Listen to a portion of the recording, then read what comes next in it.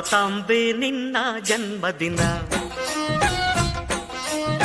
ಭಾರತೀಯರ ಶೌರ್ಯ ಮೆರೆದ ದಿನ,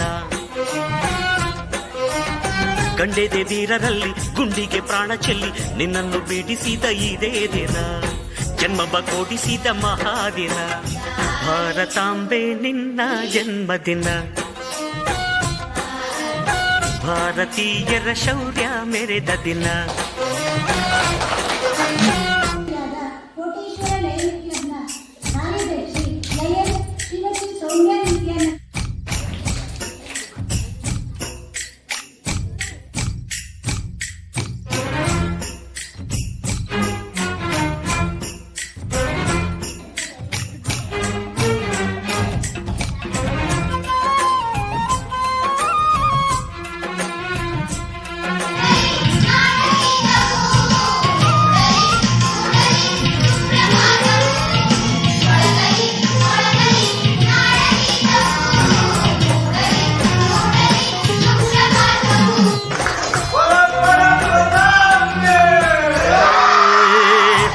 ಭಾಷೆಗಳ ಹೆತ್ತೋಳಮ್ಮ ನಿನ್ನ ಮಡಿಲಲ್ಲಿ ಗಂಗೆ ತುಂಗೆ ನಗುತ್ತಾರಮ್ಮ, ಅನ್ಯರು ಬಂದರು ಮುದ್ದಾಡುವ ತಾಯಿ ನಮ್ಮೂರ ಅಪ್ಪಿಕೊಂಡು ನಲಿದಾಡುವೆ.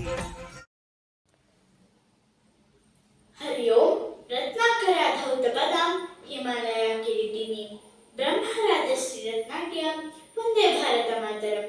ವೇದಿಕೆಯ ಮೇಲೆ ಆಸೀನರಾಗಿರುವ ಅಧ್ಯಕ್ಷರೇ, ಅತಿಥಿಗಳೇ, ನನ್ನ ನೆಚ್ಚಿನ ಗುರುಗಳೇ ಹಾಗೂ ನನ್ನ ಸಹಪಾಠಿಗಳೆಲ್ಲರಿಗೂ 78ನೇ ವರ್ಷದ ಸ್ವಾತಂತ್ರ್ಯೋತ್ಸವದ ಹಾರ್ದಿಕ ಶುಭಾಶಯಗಳು. ಓಂಕಾರ ಮೊಳಗುವ ದೇಶವಿದು, ವೇದ ಮಂತ್ರ ಸಾರದ ತಾಣವಿದು, ಮೋಕ್ಷ ಸದ್ಗತಿಯ ಲೋಕವಿದು ಈ ಅಮೋಘ ಭಾರತವು.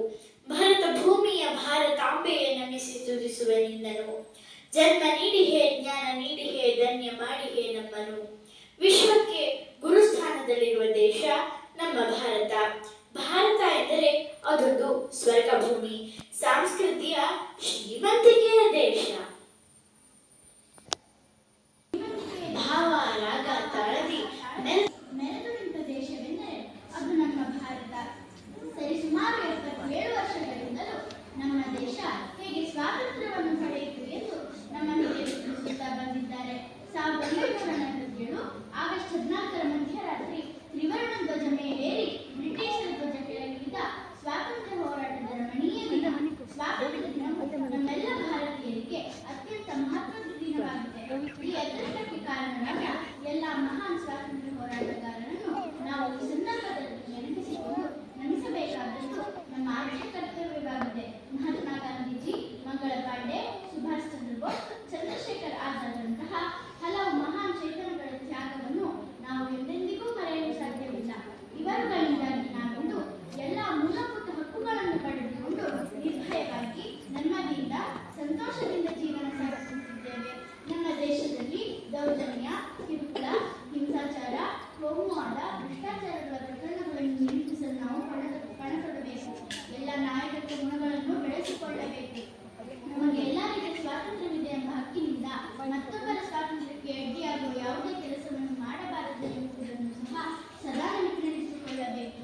ಹಾಗೆಯೇ ಸ್ವಾತಂತ್ರ್ಯದ ಸಂಭ್ರಮವನ್ನು ಆಚರಿಸುವ ಈ ದಿನವು ಕೇವಲ ಭಾಷಣಗಳಿಗೆ, ಘೋಷಣೆಗಳಿಗೆ, ಜೈಕಾರಗಳಿಗೆ ತೋರಿಕೆಯ ದೇಶಭಕ್ತಿಯಾಗದೆ ನಮ್ಮ ಭಾರತ ದೇಶವನ್ನು ವಿಶ್ವಗುರುವತ್ತ ಕೊಂಡೊಯ್ಯಲು ಪ್ರತಿ ಭಾರತೀಯ